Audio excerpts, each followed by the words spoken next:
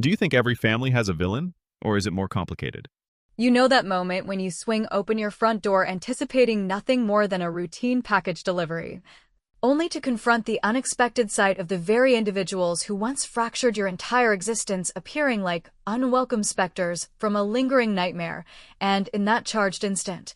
a torrent of long-buried anguish rises so swiftly within you that you can do nothing but gaze at them steadily before methodically easing the door closed in their faces without uttering even a syllable, an action that captures the essence of unresolved familial betrayal in its most visceral form. That precise scenario unfolded for me exactly 7 years ago during a dreary, rain-soaked Tuesday afternoon in my modest suburban home in Ohio, when my parents materialized uninvited on the doorstep of my unassuming ranch-style house, clutching weathered suitcases and forcing strained smiles onto their faces, as if the passage of time could somehow dissolve the deep-seated wounds they had inflicted. And I stand before you as Elena Ramirez, a 42-year-old divorced mother who had been eking out a living as a medical billing clerk while raising my son single-handedly, compelled to explain that the deliberate shutting of that door represented far more than mere theatrics. It symbolized the inevitable rupture of a lifetime's worth of their preferential treatment finally boomeranging back toward them in a manner that delivered profound, if quiet, satisfaction. To fully grasp the reasons behind my reaction, however, one must journey back to the sweltering summer when my son Tommy had just celebrated his 6th birthday, a period during which our ordinary family life was appended with the abrupt ferocity of a sudden Midwestern storm, transforming everything we held dear into a precarious battle for survival that tested the limits of resilience and loyalty. Tommy had always embodied the vibrant spirit of a true little adventurer, complete with his unruly mop of brown curls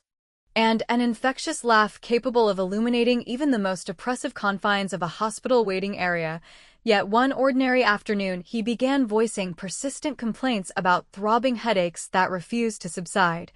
accompanied by an unsettling unsteadiness in his legs that made him stumble like a colt taking its first faltering steps during our casual backyard soccer games under the relentless sun. The medical team conducted exhaustive examinations, subjecting him to a battery of invasive tests and consultations that ultimately culminated in a devastating diagnosis of a rare and aggressive neurological condition, one that demanded immediate experimental surgery followed by intensive rehabilitation therapy if we hoped to prevent irreversible loss of mobility in his limbs before he even reached the age of 10. And the financial burden attached to this lifeline came in the form of an staggering $85,000 required out of pocket, a sum that persisted even after accounting for the limitations of my inadequate health insurance coverage because the specialized procedure was exclusively offered at an advanced clinic in Chicago renowned for its pioneering approaches. I can still vividly recall perching on the edge of that unforgiving chair in the clinician's stark office, my fingers digging into the armrests until my knuckles blanched from the pressure,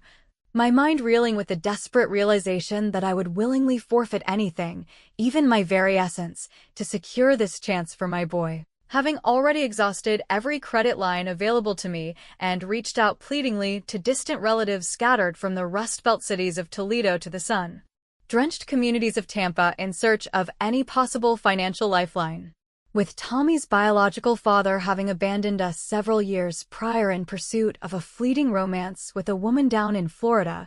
leaving me to shoulder the full weight of our challenges alone, my remaining support network inevitably narrowed to the one pillar I trusted most, my parents, Harold and Marjorie, who had settled into a comfortable retirement as empty nesters within their sprawling colonial residence in Michigan, enjoying the fruits of Dad's substantial pension alongside a portfolio of investments that they proudly referenced during every obligatory holiday gathering as evidence of their prudent life choices. Driven by urgency, I made the 4-hour drive northward that same weekend, with Tommy dozing peacefully in the rear seat wrapped in his cherished Superman-themed blanket that had become his talisman against fear, and upon arrival, I poured out the harrowing details over steaming mugs of coffee in the impeccably maintained kitchen that always smelled faintly of lemon polish, my voice breaking intermittently as I detailed the surgical necessities, the precarious success probabilities, and the prohibitive expense that loomed like an insurmountable barrier between us and hope. While Mom absently toyed with the ostentatious pearl necklace she wore as a constant accessory, a family heirloom passed down with stories of grandeur, Dad shifted uncomfortably in his seat before suggesting they would deliberate on the matter. Yet their expressions carried a detached quality, as if their thoughts were already drifting toward unrelated priorities that would soon reveal the true hierarchy of their affections. In the ensuing week, as fresh diagnostic images confirmed the rapid deterioration of Tommy's condition and my anxiety escalated to near panic levels,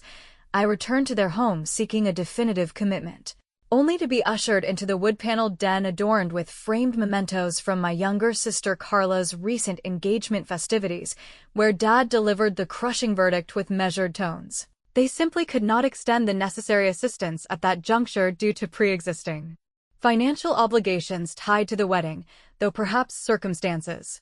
might improve afterward once the immediate pressures eased, a rationale that Mom reinforced by emphasizing the sacredness of familial traditions and the delicate state of Carla's emotional recovery following her string of romantic disappointments. The impact of those words landed with the force of a physical blow, rendering me momentarily breathless as I processed how they had elected to allocate $230,000 toward Carla's opulent matrimonial extravaganza, encompassing bespoke attire sourced from high-end ateliers in New York, an idyllic reception venue nestled in the scenic Finger Lakes region that rivaled the price of an average American home, and an extensive roster of invitees that rivaled the length of an exhaustive shopping list, while relegating my urgent appeal for my child's very survival to the status of a deferred inconvenience amid their commitments to her vision of perfection. Departing their driveway in a haze of disbelief, I navigated the interstate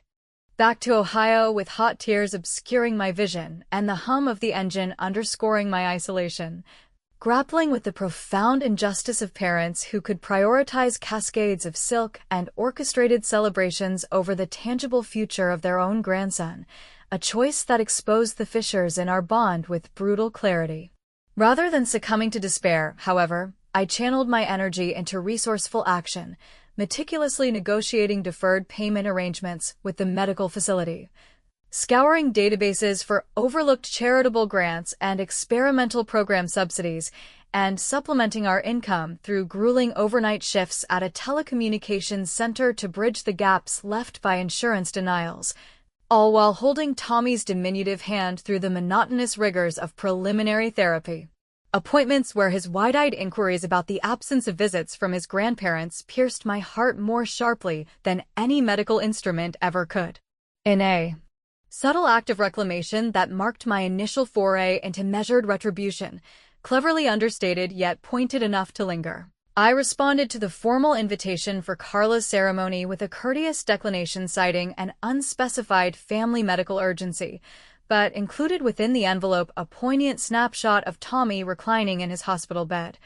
mustering a fragile smile amid the tangle of monitors, accompanied by a simple inscription evoking the irreplaceable value of authentic miracles in contrast to fabricated fantasies. A gesture designed not to provoke outright confrontation, but to sow seeds of introspection that would circulate through shared networks and subtly erode the unblemished veneer of their festivities without ever demanding my physical presence at the event. Unbeknownst to me in those fraught days, this represented merely the prelude to a far more intricate unraveling, for when my parents reappeared on my threshold years hence, the expressions they wore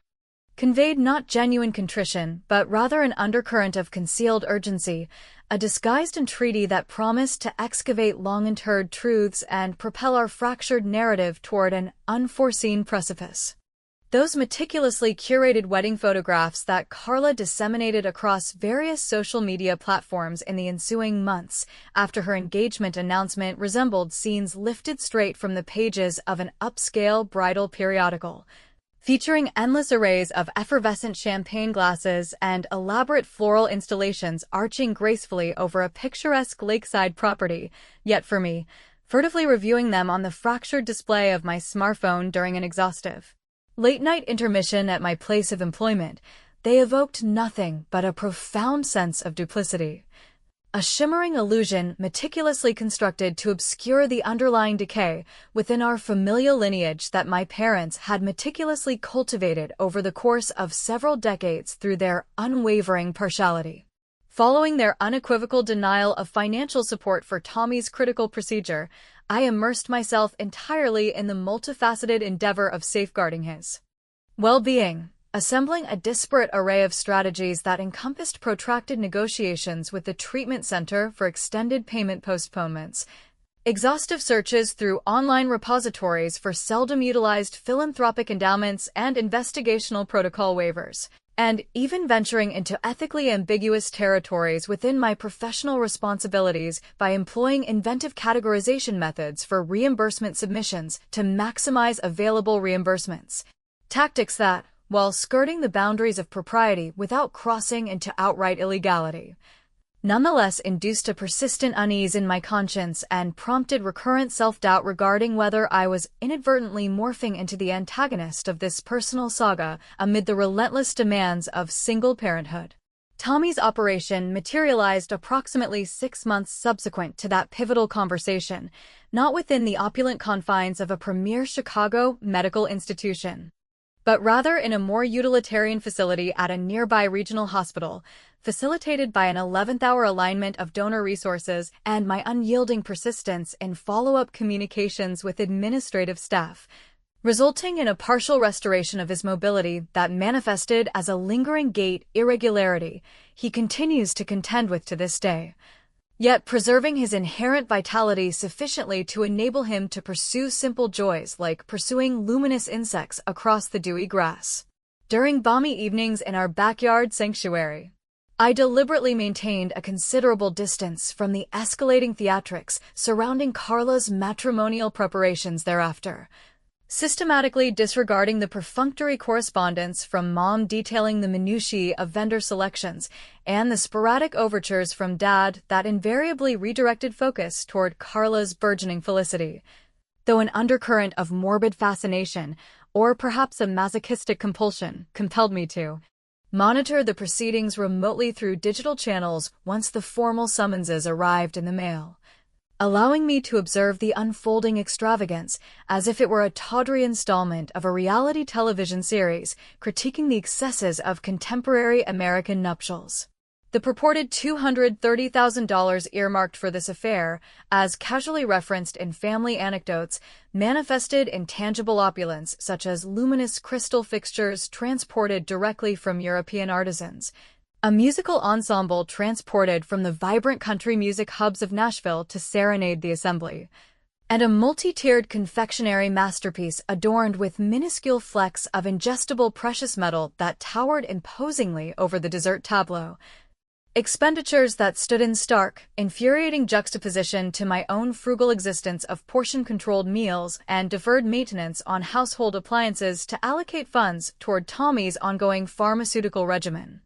and adaptive equipment needs. Carla herself appeared ethereal on the digital feeds, swathed in an elegantly draped confection of lace that extended off one shoulder and likely commanded a price exceeding the valuation of my aging sedan, twirling gracefully alongside her newly wedded spouse, a polished entrepreneur in the property development sector named Brett, whose affable demeanor masked a calculating edge, beneath a canopy of suspended illuminations that flickered with the deceptive allure of unfulfilled assurances,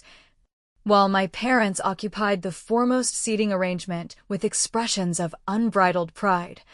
raising glasses in exuberant salutes to the perpetuity of matrimonial bliss, as though their recent decision to withhold aid from their ailing grandson had evaporated into irrelevance. What truly exacerbated the sting transcended mere fiscal disparity, delving instead into the intricate web of fabrications embedded throughout, exemplified by Mom's effusive recitations to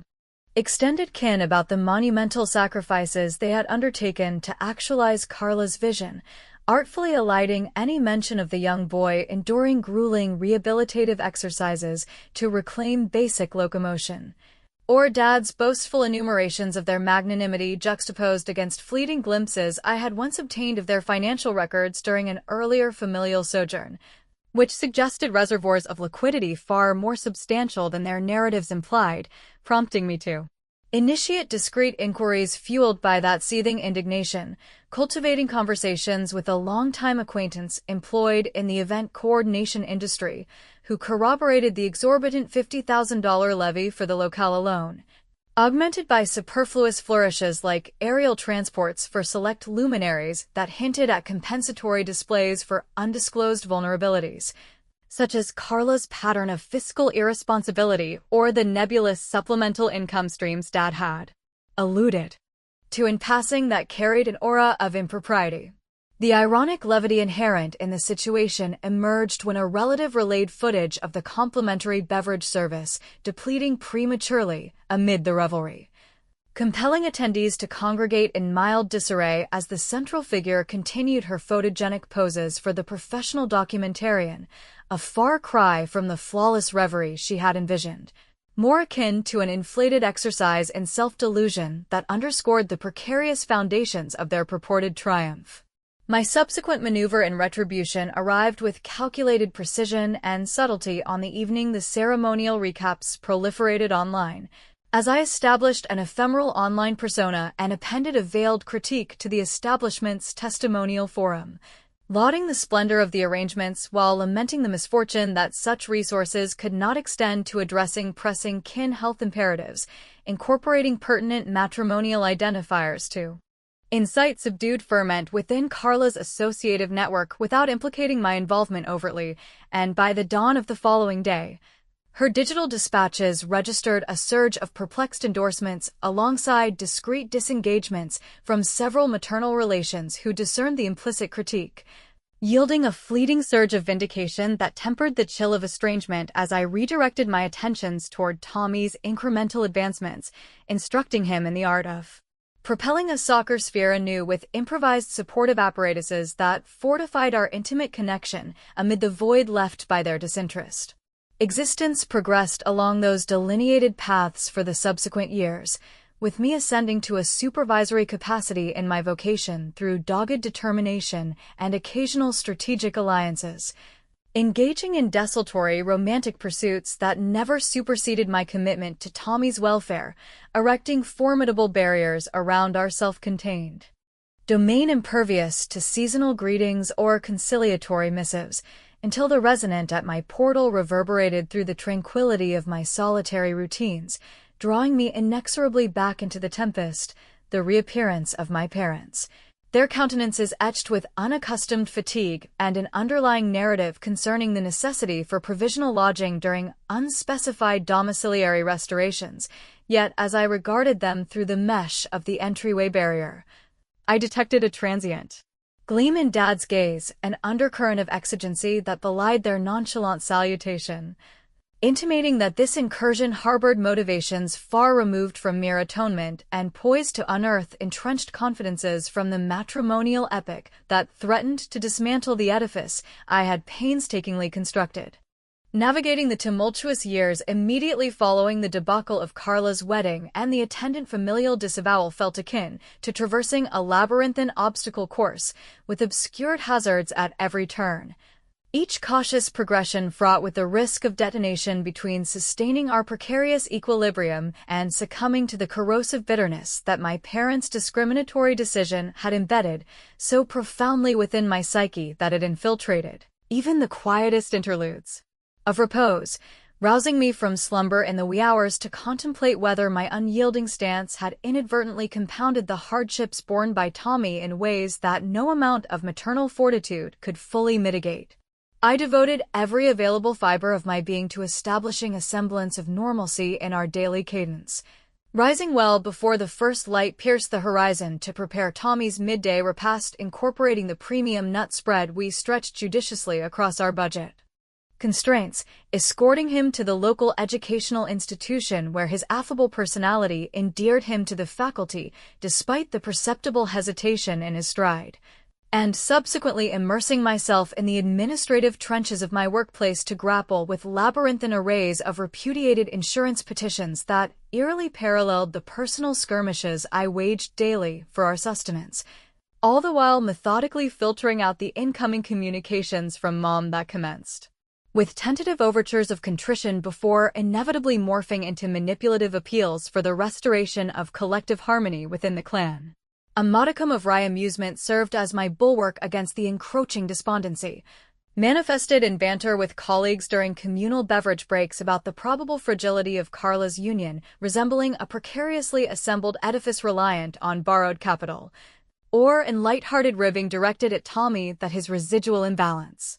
conferred upon him the distinctive poise of a caped crusader navigating urban sprawl. Yet beneath this veneer lurked a persistent internal tumult over determinations that might compel observers to regard me with a mixture of exasperation and disapproval, opting to forego scheduled counseling engagements on the grounds that delving into psychological detritus paled in priority against the immediacy of accumulating fiscal obligations, or subtly manipulating procedural classifications in my occupational duties to qualify for supplemental incentives, justifying these maneuvers as equitable reprisals against an institutional framework that permitted households like ours to founder amid bureaucratic indifference. Such observers might label my approach as obstinately self-centered, even detrimentally insular, for prioritizing an unassailable sense of autonomy over the prospective advantages of mending relational fractures. And in the recesses of my awareness, I acknowledged the validity of that critique, particularly during instances when Tommy's poignant curiosity surfaced regarding the conspicuous lack of tangible remittances accompanying Grandpa's purportedly affectionate seasonal missives, his gaze brimming with the untainted optimism characteristic of youth prior to the tempering influence of recurrent letdowns. Rather than yielding to those impulses, I reinforced my commitment to self-reliance, inaugurating a supplementary enterprise centered on the resale of surplus medical apparatus procured through competitive bidding at liquidation proceedings. Items such as lightly utilized mobility aids and orthopedic supports that generated viable revenue streams to underwrite Tommy's specialized recreational paraphernalia without resorting to supplications directed at estranged kin. And this initiative bore fruit in tangible enhancements to our quality of life, affording us the occasional indulgence in a rented lakeside retreat northward where he could engage in angling pursuits.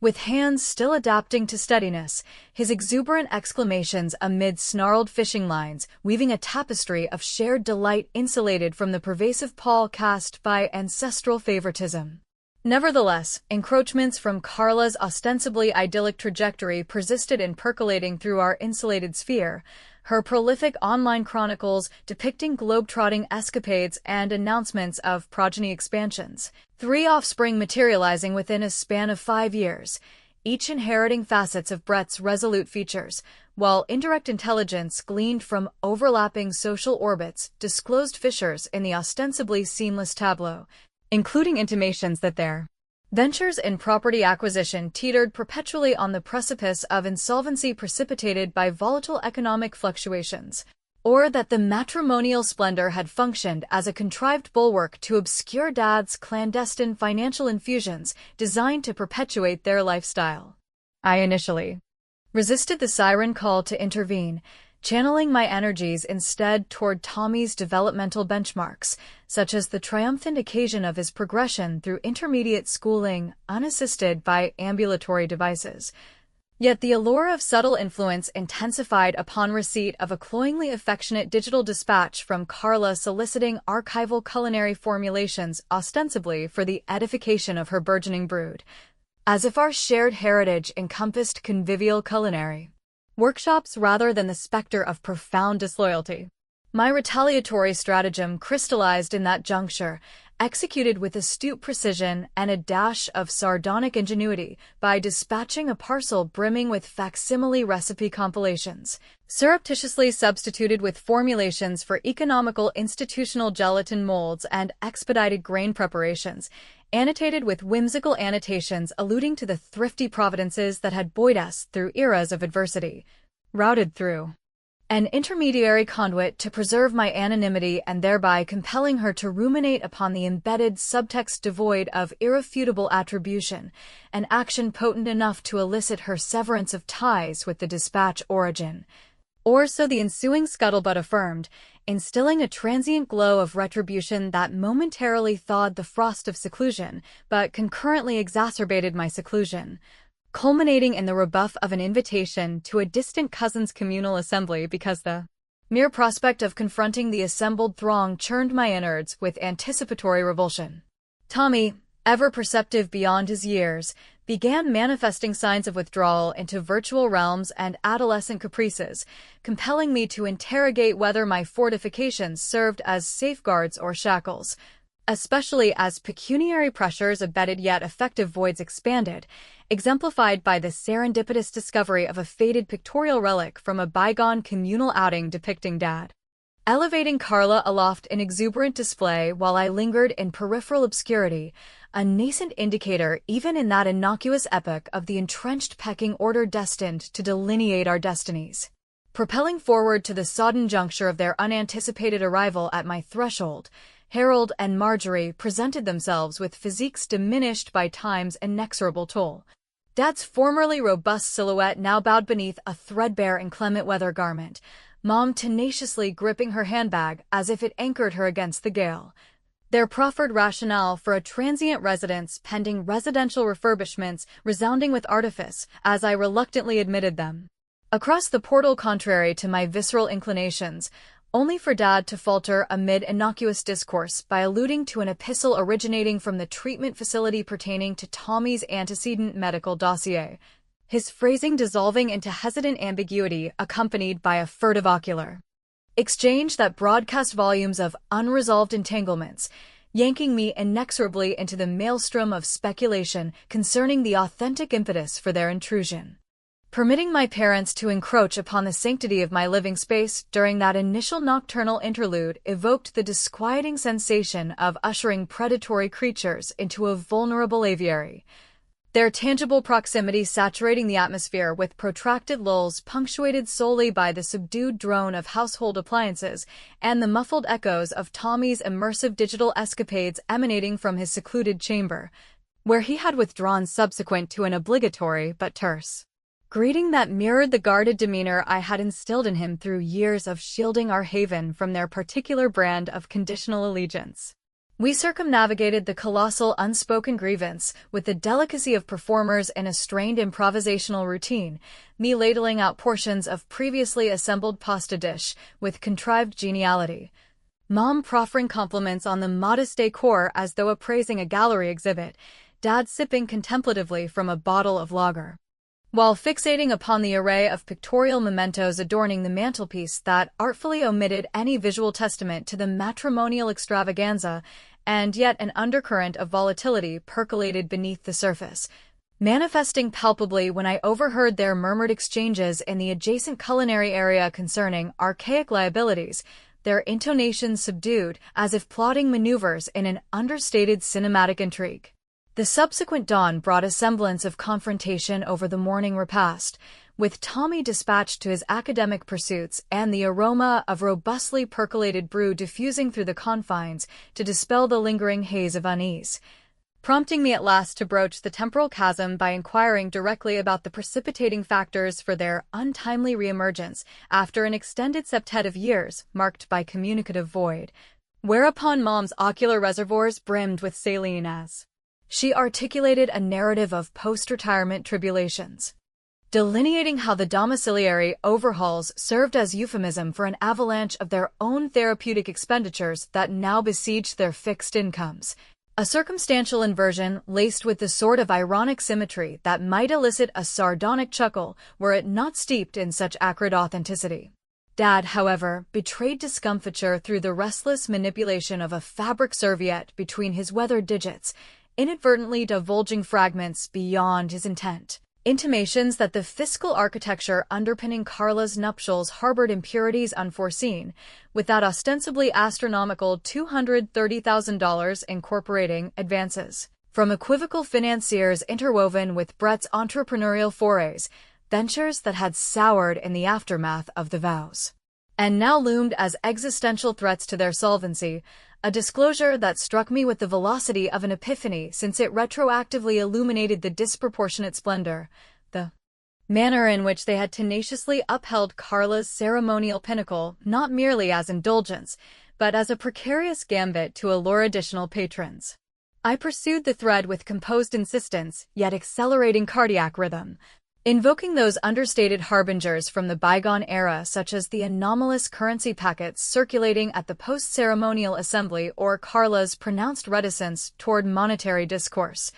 compelling Dad to yield incrementally by conceding that the capital infusion partially derived from the transmutation of real estate holdings encumbered by obligatory entanglements, transactions presently exacting restitution augmented by compounding accruals sufficient to precipitate their fiscal precipice. A thread of levity threaded through my retort as I observed their discomfort amid the stack of flapjacks, quipping about their idyllic fiscal foray, metamorphosing into a nocturnal specter that haunted their twilight years, yet internally a maelstrom of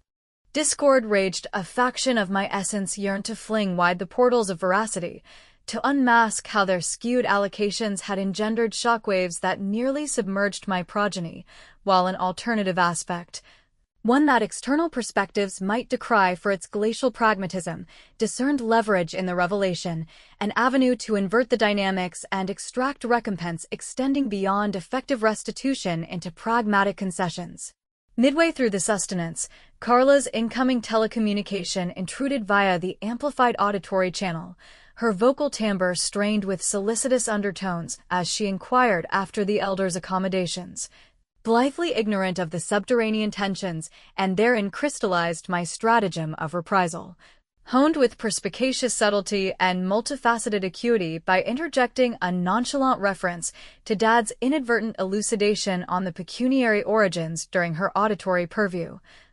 couching it as benevolent apprehension for the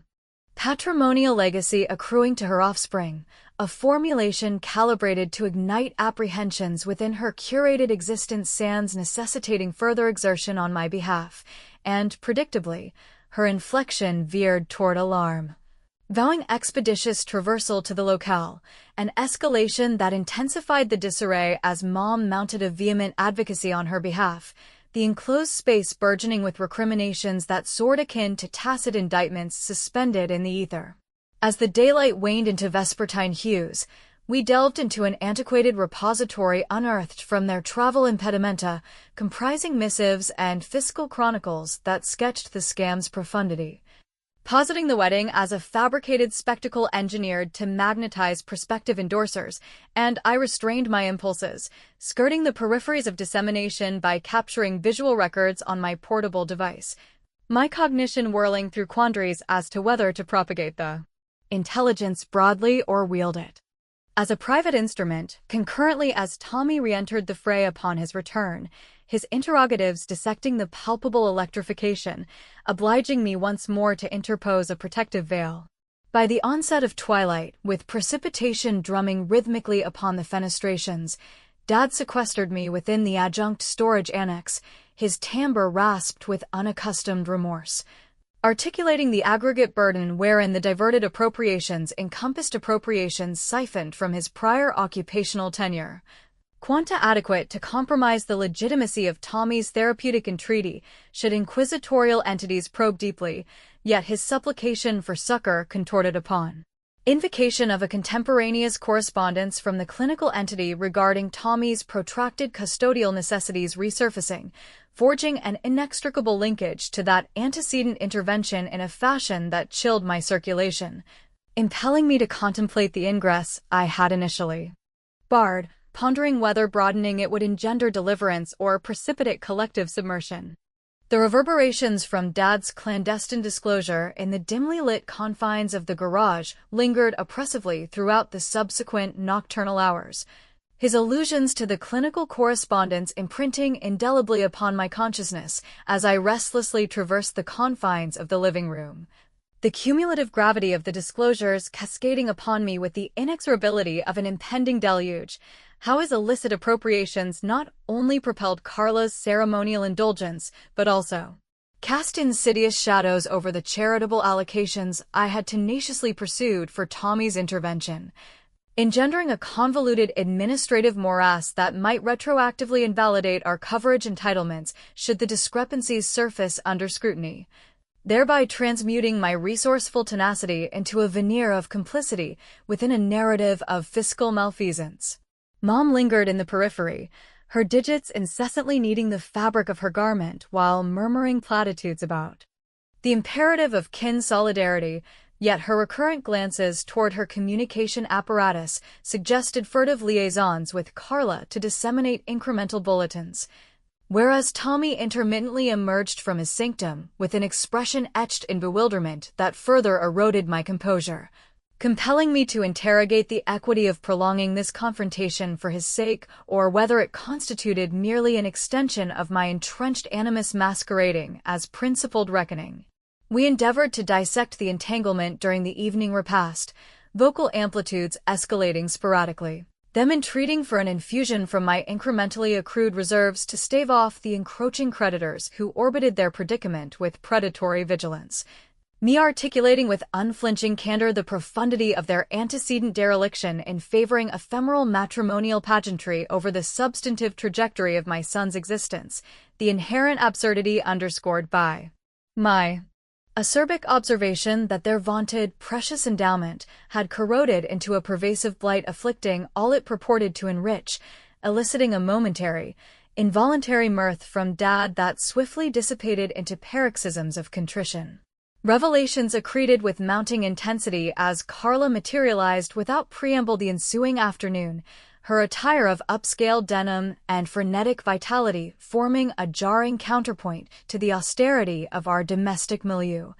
imperiously soliciting elaboration on the pecuniary entanglements, while directing barbs toward me for ostensibly inciting discord, yet amid the fervor, she inadvertently unveiled her tangential culpability, avowing familiarity with the dubious property transpositions, and her advocacy for the nuptial spectacle as a stratagem to consolidate alliances,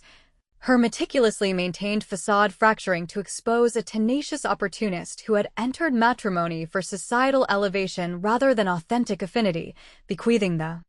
resultant encumbrances as an inadvertent patrimony upon the collective. The apogee of discord materialized therein, with me ensnared in a vortex of compassion and indignation, perspectives external to our fray likely aligning against my surreptitious activation of the recording function on my handheld apparatus to chronicle the volleys of admissions capable of precipitating their comprehensive undoing, a maneuver steeped in ethical ambiguity stemming from the protracted gestation of that grievance, but resonating with an elemental equity during the immediacy of the exchange. My culminating reprisal materialized across the ensuing diurnal cycle, orchestrated with discerning restraint and infused with a vein of mordant perspicacity by channeling anonymized excerpts from their archival trove to an inconspicuous fiscal commentary outlet, contextualizing it as an admonitory chronicle of nuptial profligacy devolving into catastrophe, the submission proliferating virally to infiltrate regional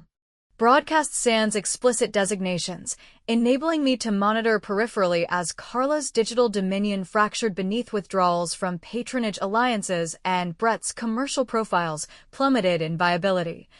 concurrently as my progenitors confronted regulatory examinations that necessitated a chastened exodus from our abode, their impedimenta repacked in postures of capitulation. A profound gratification unfurled as they departed the premises, Dad halting at the threshold with a subdued, "I extend my deepest regrets, Elena, for the erroneous priorities we embraced," accompanied by Mom's authentically lachrymose demeanor this time around, yet I replicated the deliberate occlusion of the portal with measured deliberation, the resonant latch serving as an emphatic coda to our splintered affiliation. Tommy flourished in the aftermath, his ambulatory asymmetry diminishing progressively through augmented rehabilitative modalities that my vocational advancements rendered accessible, yet vestiges of equivocation endured had the promulgation comprehensively alleviated the institutional arrears, or had I transgressed into overzealous territory, casting myself indelibly as the adversary within their collective reminiscence. Pertaining to prospective rapprochement, a solitary electronic overture from Carla in the months trailing intimated tentative overtures, left unreciprocated on my part, thereby consigning the audience to deliberate upon whether such barriers persist in perpetuity, or if ancestral resentments can ever coalesce into amelioration absent the imposition of an unequivocal toll upon the transgressors.